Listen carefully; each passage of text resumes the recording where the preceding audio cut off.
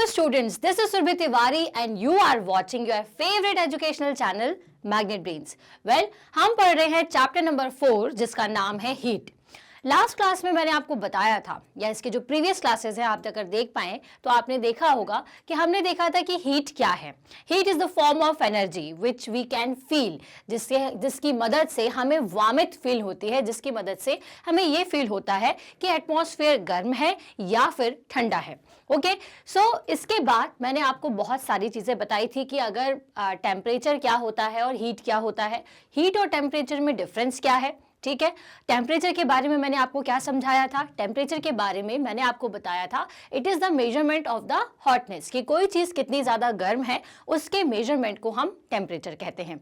ठीक है, इसके बाद हमने ये देखा कि अगर टेम्परेचर वर्ड जब आप सीख चुके थे तो टेम्परेचर को मेजर करने के लिए आप किस इक्विपमेंट का यूज़ करते हैं, तो हमने आपको बताया थर्मामीटर। उसके बाद हमने थर्मामीटर की स्टडी की और आपको ये भी बताया कि भाई जो क्लिनिकल थर्मामीटर है उसके अलावा भी बहुत सारे तरीके के थर्मामीटर्स होते हैं जो कि हम यूज़ करते हैं।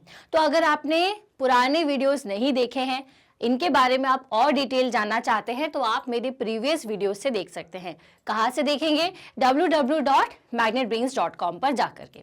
वेल, आज जो हम पढ़ने वाले हैं वो है कन्वेक्शन। लास्ट क्लास या जो इसके जस्ट प्रीवियस क्लास थी मैंने आपको इसमें समझाया था कंडक्शन।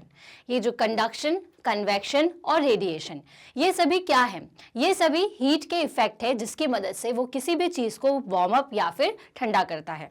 ठीक है, वेल अब कन्वेक्शन प्रोसेस क्या होती है पहले मैं आपको ये समझाती हूँ, फिर मैं आपको आपके रियल लाइफ एग्जांपल्स बताऊंगी कि किस तरह से कन्वेक्शन की मेथड के थ्रू कोई भी चीज़ हीट अप होती है। ठीक है, लास्ट क्लास में हमने कौन सी मेथड सीखी थी? लास्ट क्लास में हमने सीखा था कंडक्शन के बारे में। ओके, सो कंडक्शन के बारे में हमने आपको क्या बताया था कि conduction is the process of heating of the element, ठीक है, by the process of conduction. ठीक है, इसमें क्या होता है? Heat is conducted from one point two another point. अब इस कंडक्टेड वर्ड का मतलब आई होप आप लोग को क्लियर हो गया होगा। कंडक्टेड का एक बार और मैं आपको अगर मतलब समझाऊं तो कंडक्टेड का मतलब होता है कि मान लीजिए कि एक एलिमेंट है जो कि गर्म होने वाला है, तो हीट कैसे ट्रांसफर होगी इस एलिमेंट में? मान लीजिए ये जो डॉट्स मैंने बनाए हैं ये उसके पार्टिकल है, तो हीट कैसे ट्रांसफर हो रही थी? वहां पर हीट ट्रांसफर हो रही थी एक पार्टिकल से दूसरे पार्टिकल पर, फिर तीसरे, फिर चौथे, और इस तरह से ये पूरे के पूरे ऑब्जेक्ट पर फैलना शुरू हो जाती है और पूरा ऑब्जेक्ट गर्म हो जाता है। ठीक है, आया समझ में? इसीलिए क्या होता है कि अगर इनिशियली आप देखोगे तो यहाँ की हीट और इस पॉइंट की हीट में डिफरेंस होता है, क्योंकि कंडक्शन के प्रोसेस में हीट एक पॉइंट से दूसरे पॉइंट की तरफ ट्रांसफर होती है। क्लियर? तो ये हमने आपको पहले वीडियो में बता दिया है। अब जो दूसरी मेथड है या फिर जो दूसरा इफेक्ट है हीट का, वो होता है कन्वेक्शन। ठीक है, तो पहले देख लेते हैं कि यहाँ डेफिनेशन क्या दी हुई है कन्वेक्शन की, ताकि आपको एग्जाम में लिखने के लिए प्रॉपर वर्ड्स मिल जाएं। उसके बाद मैं आपको समझाऊंगी कि ताकि आपको लॉन्ग टर्म याद रहे। ठीक है, चलिए, the method of transferring heat by the movement of particle of substance, ठीक है, away from the source of heat is known as convection. ठीक है, क्या बोल रहे हैं ये? The method of transferring heat. ठीक है, हीट को ट्रांसफर करने की मेथड किसके द्वारा? Bye the movement of particle of substance. ठीक है, जितने भी हमारे पार्टिकल्स हैं ऑब्जेक्ट के, उनके मूवमेंट के कारण। ठीक है, अब देखिए, जो कंडक्शन प्रोसेस थी, कंडक्शन प्रोसेस जो है वो सॉलिड मटेरियल में होती है। ठीक है, सॉलिड मटेरियल में होने की वजह से जब आप उसके एक एंड को गर्म करते हो तो हीट धीरे धीरे उसके दूसरे एंड तक ट्रांसफर हो जाती है। अब जो कन्वेक्शन की प्रोसेस है ना, ये जो कन्वेक्शन की प्रोसेस है वो लिक्विड और एयर पार्टिकल्स में ज़्यादा होती है।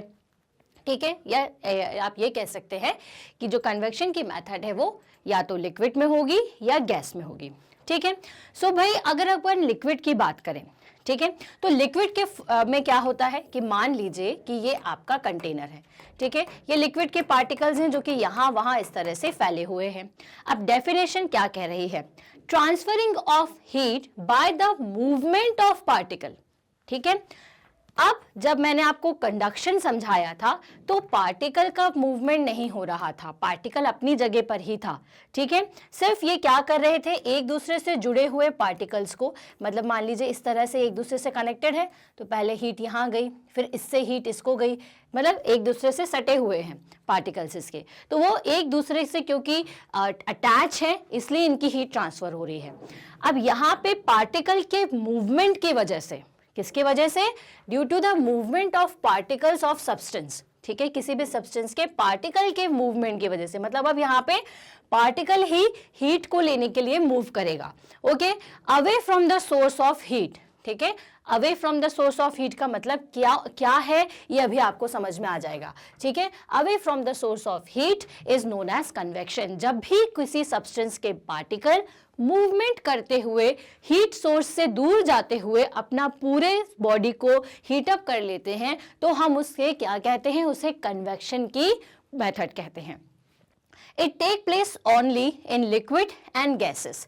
ये सिर्फ किस में होता है, ये पॉइंट्स बिल्कुल ध्यान रखिएगा, ठीक है, ये सिर्फ लिक्विड में होता है और गैस में होता है, ठीक है। डेफिनेशन पर भी मैं इतना ज्यादा जोर इसलिए दे रही हूं ताकि आपको याद रहे, ठीक है। Transferring of heat by the movement of particles away from the source, ठीक है, away from the source of heat, ये बिल्कुल दिमाग में आपको बैठाना है। अभी जब आपको मैं और क्लियर करूंगी तो ज्यादा अच्छे से ये डेफिनेशन आपके दिमाग में और बैठ जाएगी, ठीक है। On heating the water the part of its inner the flame gets heated up and expands, due to which it becomes less dense and consequently rises up। चलिए, इस पॉइंट को समझने से पहले मैं आपको कुछ अलग तरीके से और बेहतर तरीके से समझाती हूँ। मान लीजिए कि एक इस तरीके का, वन सेकेंड, एक इस तरीके का बीकर है या फिर कंटेनर है जिसमें कि क्या भरा हुआ है, जिसमें कि पानी भरा हुआ है, ठीक है। चलिए, पानी को अपन किसी और कलर से डिनोट कर देते हैं ताकि आपको चीजें ज्यादा क्लियर हो, ओके।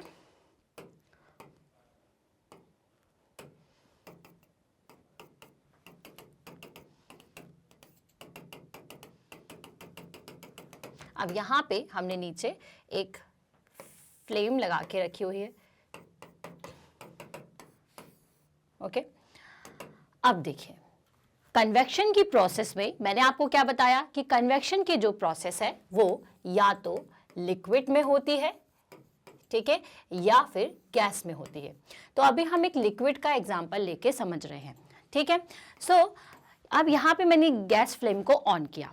अब यहाँ पे जो नीचे की तरफ पानी के पार्टिकल्स हैं, ठीक है, ये सबसे पहले क्या होंगे, इससे कांटेक्ट में आएंगे, ठीक है। अब पानी के लिए एक बात बता दूं कि जो पानी है या जो वाटर है वो हीट का बैड कंडक्टर होता है, ठीक है। वाटर इज बैड, या आप इसको पुअर भी लिख सकते हैं, पुअर कंडक्टर ऑफ हीट, ठीक है। अब पुअर कंडक्टर ऑफ हीट है, इसके कारण क्या होता है कि ये जो हीट है उसे तुरंत ही अपने पूरे पार्ट में जाने नहीं देता, मतलब कि जो भी हीट यहां से निकल के आएगी ना वो इस तरह से पूरे पानी में नहीं जा पाती, ठीक है।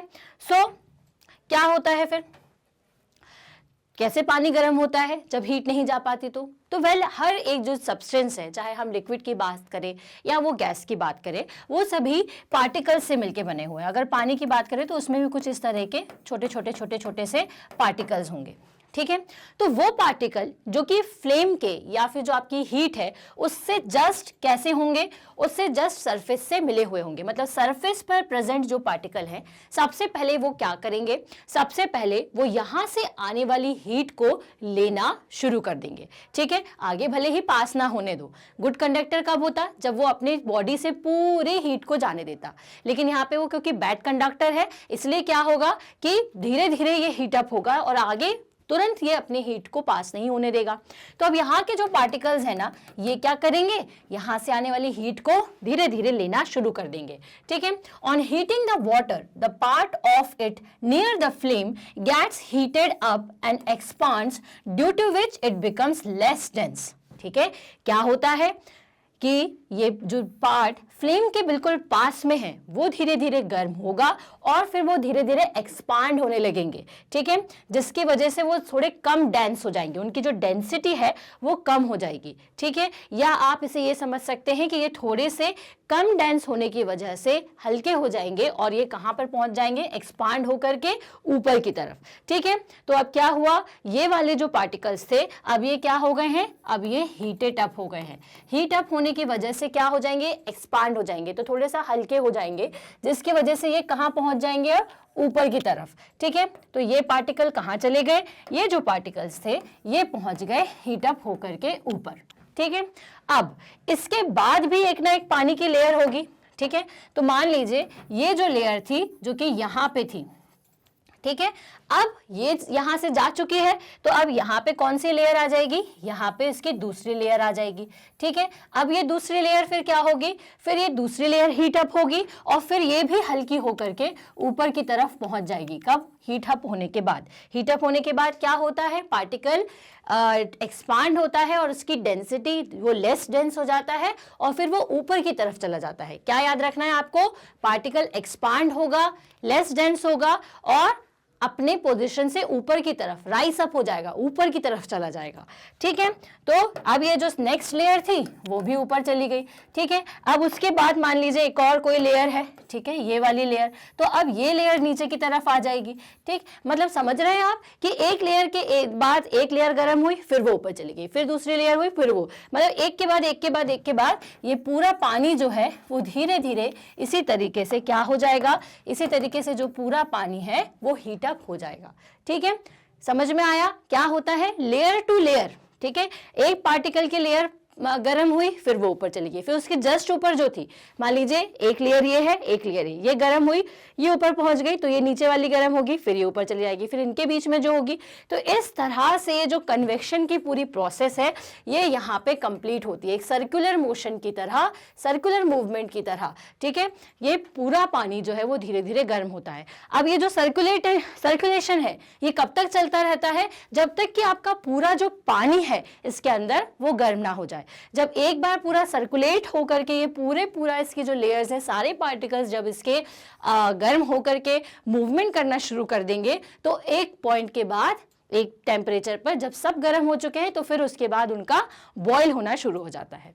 समझ में आया। तो यही होती है कन्वेक्शन की प्रोसेस, जिसमें layer to layer heat up होकर के राइस अप होती है, फिर दूसरी लेयर होती है और फिर तीसरी लेयर, और इस तरह से पूरा सर्कुलेटिंग मोशन जो है वो चलता रहता है और ये जो पार्टिकल है वो पूरी तरीके से हीट अप होते रहते हैं। क्लियर। यही चीज किस में होती है, यही चीज एयर में भी होती है। एयर भी क्या करती है, जैसे कि सोर्स ऑफ हीट है, ठीक है, तो सोर्स ऑफ हीट के पास वाली जितनी भी एयर होगी वो गर्म हो जाएगी, ठीक है, उसके बाद उसके पीछे वाली और इस तरह से जो एयर है वो गर्म होती रहती है। अब डिपेंड करता है कि सोर्स ऑफ हीट कितना बड़ा है। अगर ज्यादा बड़ा है तो फिर भाई जो आपका हीट है वो ज्यादा एयर में पहुंचेगी, लेकिन छोटी सी कैंडल की अगर बात करोगे तो जस्ट उसके ऊपर वाली एयर जो है, ये जो उसके ऊपर वाला हिस्सा है जहां पर कुछ एयर होगी, बस वही गर्म होगी, ठीक है। तो अगर अपन कन्वेक्शन के और लिक्विड कन्वेक्शन की या गैस कन्वेक्शन की बात करें कि मतलब ऐसे कौन कौन से एग्जांपल्स हैं जिसमें कि कन्वेक्शन होता है, तो जब भी आप किसी चीज को गर्म करते हो, जैसे अगर आप कॉफी मग को स्टीम अप करते हो या फिर आप पानी को बॉईल करते हो, तो इन सभी में क्या लगता है, इन सभी में कन्वेक्शन की प्रोसेस होती है। तो आज आप जब ये वीडियो को देख लें तो उसके बाद आप जब पानी आपका गर्म हो रहा हो तो उसको ध्यान से देखिएगा। पार्टिकल्स आपको ऐसे बबल्स के फॉर्म में दिखेंगे, फिर उसके बाद वो अपने स्पेस को छोड़ते हैं और पूरा सर्कुलेशन होता रहता है, ठीक है। इसी तरीके से जब आप दूध गर्म करते हैं या चाय गर्म करते हैं, ठीक है, तो इन सभी जगह पर क्या होता है, सभी जगह पर कन्वेक्शन की प्रोसेस ही होती है। एयर की बात करें तो जो आपका एयर में अगर आप सी सर्कुलेशन को देखोगे, ठीक है, सी वाटर को देखोगे तो वहां पर आपको हवाओं में ये फर्क समझ में आएगा, ठीक है। या फिर आप अपने घर में जैसे अगर आपने आग जला के रखी है, ठीक है, बड़े से एरिया में, एक कमरे के अंदर, ठीक है, तो क्या होता है कि तुरंत जैसे आप आग जलाते हो तो पूरा कमरा जो है आपको गर्म महसूस नहीं होता, लेकिन आप जब उसके पास जाते हो तो गर्म लगता है। लेकिन अगर आपने 1 घंटे के लिए उस आग को जला के छोड़ दिया तो आप ये महसूस करोगे कि कमरा पूरा गर्म है। तो ऐसा क्यों हुआ? क्योंकि जो एयर उसके पास में है पहले वो गर्म हो रही है, फिर वो दूर जा रही है, फिर दूसरी आ रही है। इस तरह से ये जो एयर है वो सोर्स के पास आती हुई गर्म होती हुई पूरे रूम में फैल जाती है। आई होप ये चीज क्लियर हुई होगी। तो ये जो कन्वेक्शन है ना वो किसके साथ होता है? लिक्विड के साथ होता है और गैस के साथ होता है। तो सॉलिड कैसे हीटअप होते हैं तो हमने पहले ही पढ़ चुके हैं। सॉलिड्स जो हैं वो कंडक्शन की प्रोसेस से हीटअप होते हैं। क्लियर? कन्वेक्शन अभी इतना समझ में आया? चलिए, सो this creates a vacuum and the cold water from the side slides down to occupy the space near the flame। ठीक है, ये वही बता रहे हैं कि एक तरीके का वैक्यूम क्रिएट हो जाता है। वैक्यूम क्रिएट होने से जो आपका गर्म पानी है वो ऐसे वैक्यूम के फॉर्म में ऊपर जाएगा। आप इसको आंखों से भी देख सकते हो। जब आप पानी को बॉईल करोगे तो आपको ऐसे बबल, बड़े बड़े बबल भी दिखते हैं। ठीक है, so this creates a vacuum and the cold water from the side slides down to occupy the space near the flame. ठीक है, तो आप अपने वर्ड्स में आई होप अब ये समझा पाएंगे पूरा कन्वेक्शन की process. So this water also gets heated up and rise. Again the cold water slides down, so it's a cycle that continues again and again until and unless the entire water is heated up। जैसा मैंने आपको बताया कि ये continue process कब तक चलती रहती है? जब तक कि आपका जो कंटेनर है या जिसमें भी आप पानी को बॉईल कर रहे हैं पूरा पानी जब तक गर्म नहीं हो जाएगा ये पूरी प्रोसेस चलती रहती है। ठीक है, so the air too gets heated up by this process. जैसे मैंने आपको बताया कि ये देखिए कन्वेक्शन की प्रोसेस ये नीचे यहाँ पर समझा रहे हैं आपको। ठीक है, मैं अभी आपको और समझा देती हूँ उसको। तो अभी अपन पहले एयर की बात कर लें। So the air gets heated up by this process. The air near the heat source gets heated up and rises। ठीक है, जैसे कि पानी जो है सोर्स के पास का पानी पहले वो गर्म होता है और ऊपर की तरफ चला जाता है। ठीक है, उसी तरीके से हीट के साथ भी यही होता है। हीट के साथ क्या होता है, सॉरी, उसी तरह से एयर के साथ भी यही होता है कि पहले सोर्स के पास जो एयर है वो गर्म होती है, फिर वो ऊपर उठ जाती है, फिर उसके बाद वाली जो एयर है वो गर्म होती है, फिर वो ऊपर उठ जाती है। ठीक है, the cold air from the side slides to occupy the space. ठीक है, अब ये जो कोल्ड एयर है जब गर्म एयर अपनी जगह छोड़ देती है तो फिर कोल्ड एयर आकर उसकी जगह ले लेती है और ये सर्कुलेशन चलता रहता है। In this way the air gets heated, और इसी तरीके से जो एयर होती है वो हीटअप होती है। Due to this reason the air just above the flame of candle is hotter than the air at the side. ठीक है, अब देखिए जस्ट फ्लेम के ऊपर वाली अगर आपने कैंडल को जलाया, ठीक है, तो यहाँ पे मौजूद जो एयर होगी ना वो ज़्यादा हीटेड अप होगी एज कंपेयर टू इसके, क्योंकि पहले ये वाली जो एयर है, ठीक है, जो फ्लेम के जस्ट ऊपर है, तो अकॉर्डिंग टू कन्वेक्शन रूल पहले ये गर्म होती है, फिर ये कहाँ जाती है, इस डायरेक्शन में, उसके बाद ये वाली यहाँ पहुँचेगी। समझ में आया? जब ये गर्म हो जाएगी तो इसके बाद वाली जो होगी वो पहुँचेगी। तो इस तरह से ये जो पूरी प्रोसेस है वो चलती रहती है। और अगर मान लीजिए इतना हिस्सा है तो ये पूरे के पूरे हिस्से में मौजूद जितनी भी एयर है वो हीटअप होती जाएगी। ठीक है, तो आपको दोनों ही केसेस में याद रखना है कन्वेक्शन के, चाहे आप गैस की बात करें चाहे आप लिक्विड की बात करें, सोर्स के जस्ट ऊपर की सरफेस सबसे पहले हीटअप होती है, उसके बाद वो ऊपर की तरफ उठ जाती है ताकि जो दूसरी लेयर है, चाहे वो पानी की लेयर की बात कर रहे हो चाहे वो एयर की बात कर रहे हो, वो गर्म हो जाए। ठीक है, आया समझ में? क्लियर हुआ? चलो, सो यहाँ पर अपन ने कन्वेक्शन को समझा है। मैं आपको एक और एग्जाम्पल के थ्रू कन्वेक्शन कंडक्शन दोनों को समझाती हूँ, और रेडिएशन तो मैं आगे आपको पढ़ाऊंगी ही। चलिए, तो सबसे पहले अभी आप रेडिएशन को ना भी समझना चाहें तो पर आपको कन्वेक्शन और कंडक्शन समझ में कैसे आएगा। वेल, आपको क्या करना है, गैस ऑन करके आप क्या करिए, एक इस तरीके के कंटेनर को अपने गैस बर्नर पर रखिए, जिसका जो हैंडल है ना वो भी कैसा हो, वो भी मेटल के मटेरियल का हो। ठीक है, ताकि जो हीट वगैरह है वो हमें महसूस हो सके। वेल, अपन ने क्या किया, यहाँ पे पानी को भर के रख दिया। अब आप ये देखिए पानी कैसे गर्म होगा, सबसे पहले ये लेयर गर्म होगी, फिर ऊपर जाएगी, फिर ये जो ऊपर की जो ठंडी लेयर है वो नीचे आएगी। आप एरो से देखिए ध्यान से, गर्म वाले ऊपर जा रहे हैं और ठंडे वाले नीचे। ये पूरी प्रोसेस चलते चलते सारी चीज गर्म हो गई और ये यहाँ पे हो जाता है बॉइलिंग वाटर, आपका कन्वेक्शन का एग्जाम्पल। ठीक है, पानी जो गर्म होता है वो कन्वेक्शन का एग्जाम्पल है। कंडक्शन का एग्जाम्पल उसी जो आपका कंटेनर है उससे आप कैसे समझेंगे, तो उसी से आप ऐसे समझेंगे कि जो हैंडल होता है वो धीरे धीरे धीरे धीरे, अब ये हैंडल जो है वो इससे कनेक्टेड है।